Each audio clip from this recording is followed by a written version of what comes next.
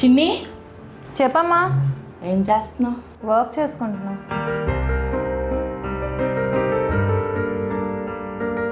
సర్లే కానీ చిన్ని, నిన్న అప్పటి నుంచి ఒక విషయం అడుగుదాం అనుకుంటున్నాను. ఏంటమ్మా? పెళ్ళి ఎప్పుడు చేసుకుంటావు? నాకు నచ్చినోడు దొరకదు కదా. సరే, నాకు నిద్ర వస్తుందని పడుకుంటా.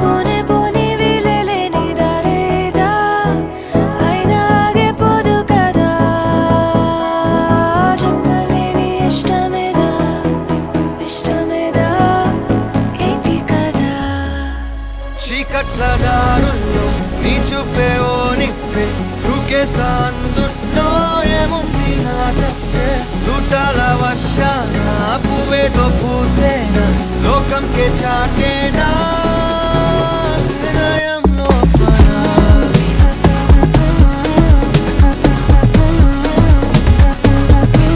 కరణం జరిగేనా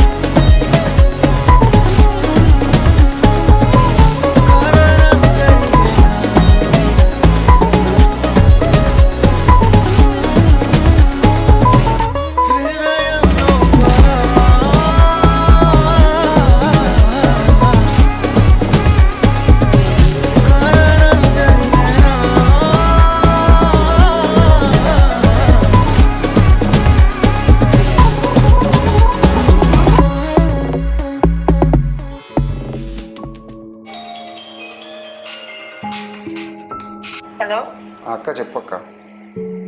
ఏంటి అమ్మ పెళ్లి సంబంధాలు తీసుకొస్తుంటే నచ్చట్లేదని చెప్తున్నా ఉంటాను. అవునక్క, నచ్చట్లేదు. పొద్దున ఒక అమ్మాయిని చూశాను మా రూమ్ దగ్గర. అమ్మాయి చాలా బాగుంది అనిపించింది. చేసుకుంటే అలాంటి అమ్మాయిని చేసుకోవాలని కూడా అనిపించింది. సరే, అనిపిస్తే అనిపించిందిలే కానీ నా దగ్గరికి కూడా కొన్ని సంబంధాలు వస్తున్నాయి. ఒక అమ్మాయి ఫోటో పెడతాను, చూడు ఒకసారి. సరే అక్క, నేను లైన్లోనే ఉంటాను. చూసి పంపించు, చూసి చెప్తాను.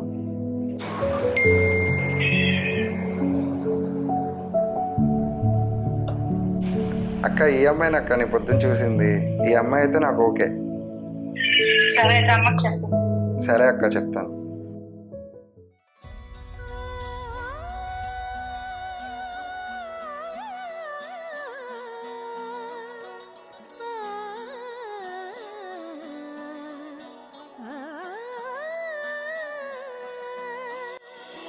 కానున్న కళ్యాణం ఏమన్నది స్వయంవరం మనోహరం రానున్న వైభోగం ఎటువంటిది ప్రతి క్షణం మరోవరం వీడువని మూడేది కదా ముగింపులేని గాథగా తరముల పాటుగా తరగని పాటగా ప్రతి జత సాక్షిగా ప్రణయము నేలగా సదా కన్నుల్లోని కలలు అన్ని కరిగిపోని కలలుగా కళ్ళముందు పారాడగా కన్నుల్లోని కలలు అన్ని కరిగిపోని కలలుగా కళ్ళముందు పారాడగా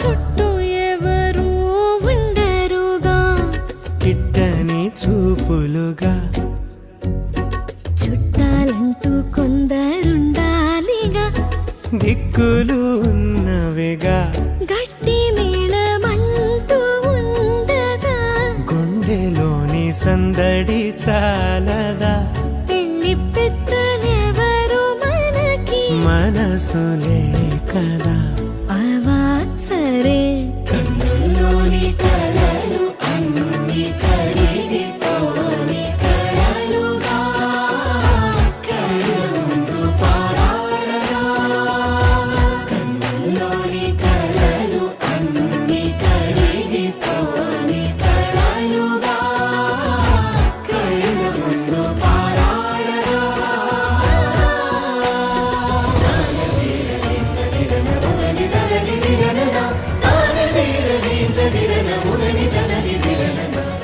తగు తరుణం ఇది కదా మదికి తెలుసుగా తదుపరి మరి ఏమిటట తమరి చొరవట బిడియమిదేంటి కొత్తగా తరుణికి తెగువ తగదుగా పలకని పెదవి వెనక పిలుపు పోల్చుకో సరే మరి